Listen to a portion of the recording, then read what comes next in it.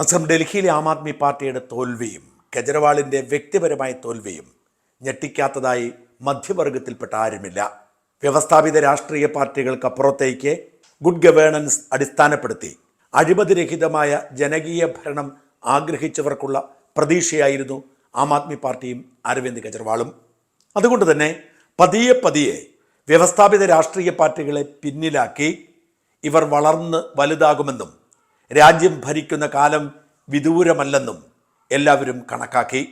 പക്ഷെ 10 വർഷം ഡൽഹി ഭരിക്കുകയും വിഘടിത രാഷ്ട്രീയത്തിൻ്റെ വക്താക്കളായി പഞ്ചാബിലെ ഭരണം ഉറപ്പിക്കുകയും ചെയ്തതിനപ്പുറത്തേക്ക് യാതൊരു ചലനവും ഉണ്ടാക്കുന്നതിനു മുൻപ് ആം ആദ്മിയുടെ അന്ത്യം കുറിക്കപ്പെട്ടിരിക്കുന്നു എന്നത് മധ്യവർഗത്തിൽപ്പെട്ട മനുഷ്യരെ നിരാശപ്പെടുത്തിയാൽ അത്ഭുതപ്പെടേണ്ടതില്ല.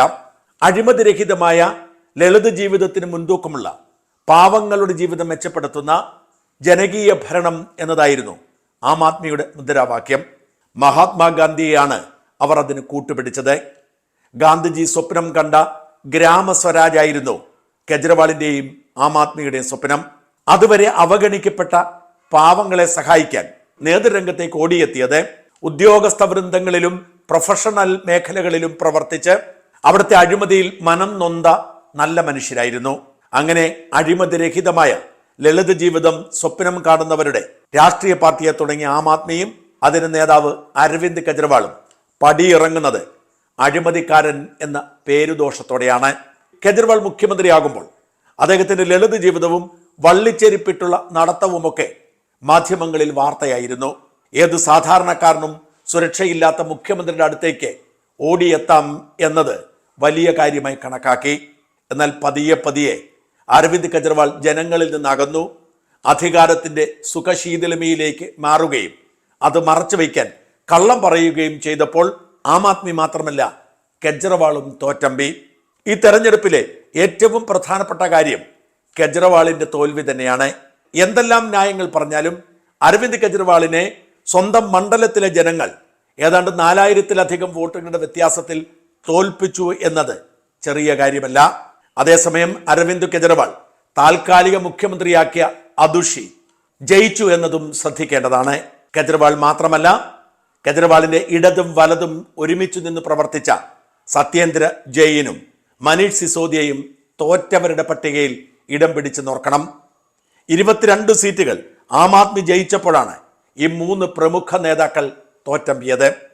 എന്തൊക്കെയാണ് ആം ആദ്മി പാർട്ടിയുടെ തകർച്ചയ്ക്ക് കാരണമായത്? BJPയുടെ കൃത്യമായ പ്രവർത്തനം, എങ്ങനെയും ഡൽഹി പിടിച്ചേ മതിയാവൂ എന്ന വാശി, അതിനുവേണ്ടി സൈന്യത്തെ ഇറക്കിക്കൊണ്ട് ആം ആദ്മി പാർട്ടിക്ക് വേണ്ടതുപോലെ അവരുടെ തന്ത്രങ്ങൾ പ്രയോഗിക്കാൻ പറ്റാത്ത സാഹചര്യം സൃഷ്ടിച്ചത്, പ്രത്യേകിച്ച് കോളനിയിലും മറ്റും ആം ആദ്മി പാർട്ടിക്ക് കുതന്ത്രങ്ങൾ ഇറക്കാൻ അവസരം നിഷേധിക്കപ്പെട്ടതൊക്കെ കാരണമാണെങ്കിലും ഈ പരാജയത്തിന്റെ കാരണങ്ങളെ നമുക്ക് പ്രധാനമായും 7 സംഗ്രഹിക്കാം. ആദ്യത്തേത് ആഡംബര ജീവിതത്തിലേക്കുള്ള മാറ്റം, സാധാരണക്കാരുമായുള്ള അകലം തന്നെയാണ്. ആഡംബര ജീവിതത്തെ എതിർത്ത് ലളിത ജീവിതത്തിന്റെ മാതൃകയിൽ പൊതുപ്രവർത്തനം ആരംഭിച്ച കെജ്രിവാളിനെ അവസാന കാലയളവായപ്പോഴേക്കും സാധാരണക്കാർക്ക് കാണാൻ കഴിയാത്ത സാഹചര്യമുണ്ടായിരുന്നു. കെജ്രിവാൾ താമസിക്കുന്ന ഹോട്ടലുകളുടെ വിശദാംശങ്ങൾ അടക്കം, കെജ്രിവാളിന്റെ വ്യക്തിപരമായ ചെലവുകൾ അടക്കം പുറത്തു വന്നതോടെ സാധാരണ മനുഷ്യർക്ക് തൃപ്തികരമായ ഒരു മറുപടി പറയാൻ അവർക്ക് കഴിയാതെ വന്നതോടെ ജനങ്ങൾ വെറുത്തു.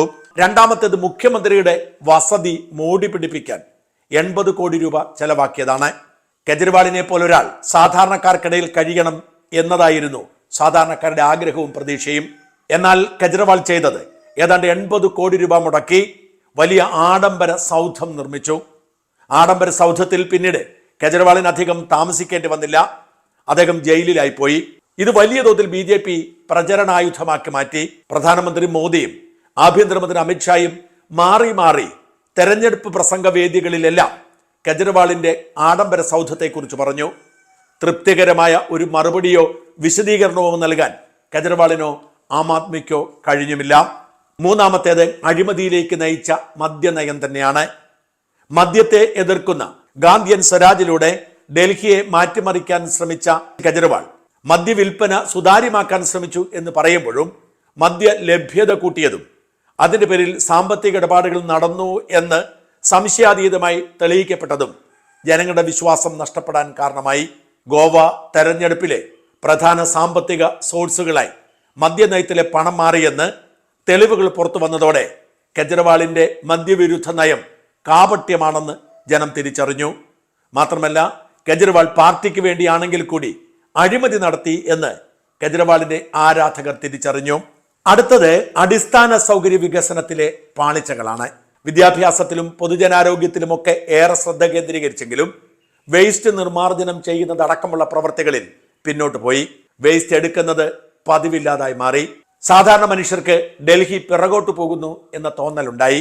ഇതെല്ലാം കൃത്യമായി മുതലാക്കാൻ BJPക്ക് കഴിയുകയും ചെയ്തു. കെജ്രിവാളിന് വാക്കുകൾ മാത്രമേ ഉള്ളൂ, പ്രഖ്യാപനങ്ങൾ മാത്രമേ ഉള്ളൂ.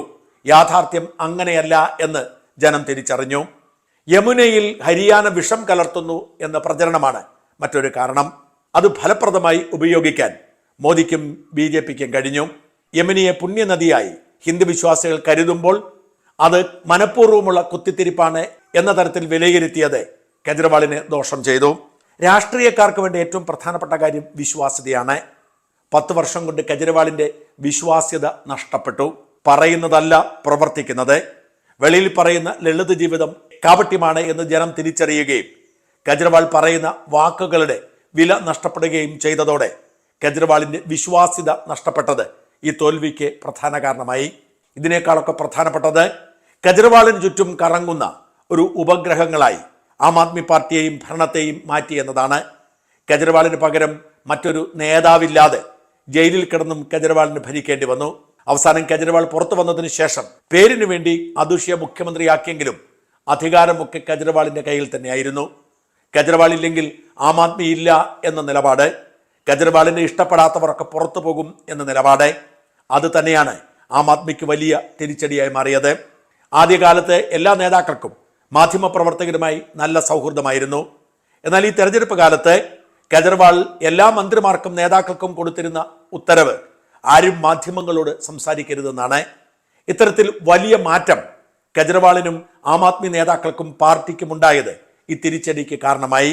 മറുഭാഗത്ത് കേന്ദ്ര ഭരണത്തിന്റെ ബലവും പോലീസിന്റെ ബലവും സോഷ്യൽ മീഡിയ പ്രചരണത്തിന്റെ ബലവും ഒക്കെ ഉപയോഗിച്ചുകൊണ്ട് BJP മുതലെടുത്തപ്പോൾ BJPയും ആം ആദ്മിയും തമ്മിൽ നേരിട്ടുള്ള ഏറ്റുമുട്ടലായി മാറുകയും ആം ആദ്മിയെ 22 സീറ്റിൽ ഒതുക്കി വലിയ ഭൂരിപക്ഷത്തിൽ 27 വർഷത്തിന് ശേഷം BJP അധികാരത്തിലെത്തുകയും ചെയ്തു.